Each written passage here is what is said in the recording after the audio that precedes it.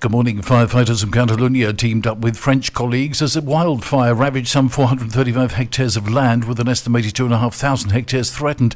Local people were evacuated overnight Saturday from several villages as a precaution, just hours after the fire was declared to the south of Portbou, whose railway station connects Spain with France. Catalan forest rangers said that an investigation is underway into the cause of the fire. In a statement on the Catalan regional government website, they added that the blaze remains active and that their priority was to prevent it encroaching on the nearby tourist resort of Llanca to the south. Strong winds had helped the fire to spread overnight Saturday and prevented water-bombing planes from taking off to aid the firefighting operation, complicated by the hilly terrain affected.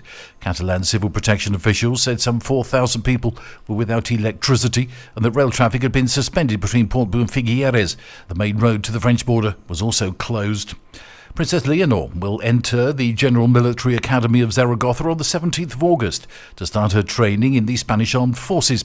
Leonor joins the academy just weeks after graduating from the United World College of the Atlantic in Wales. Whilst most who attend the General Military Academy are enrolled for 2 years, the princess will only train for 1 year in military training, tactics and logistics and weapons systems, amongst other subjects.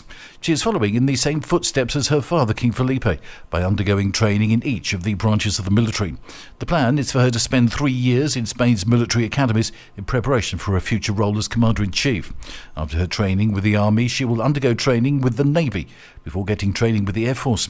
Leonor will complete the most extensive military training ever undertaken by a princess here in Spain. An unannounced family holiday to Morocco by the acting Prime Minister Pedro Sanchez has sparked criticism by both right-wing rivals and left-wing allies at the height of a political impasse at home and amid rocky relations with Spain's southern neighbour. The holiday is the first Sanchez has taken abroad since he took office in 2018. His office said it was strictly a private vacation paid for entirely by the Prime Minister. Spain has a sticky diplomatic relationship with Morocco over issues including migration, airspace, territorial waters, customs and land borders. The opposition People's Party, which has called for Sanchez to be more transparent about his ties to Morocco, slammed the trip, with an official describing it as a clear provocation stemming from Sanchez's arrogance. And a requirement has emerged in the new animal welfare law brought into effect in March this year. The new law requires all dog owners to secure public liability insurance for each of their pets. This obligation will come into effect on September the 29th. Article 30 of the legislation states that individuals who own dogs must engage and sustain civil liability insurance coverage for potential third-party damage throughout the animal's lifespan. This inclusive coverage extends not only to possible harm inflicted by the dog, but also holds owners accountable for the animal's actions.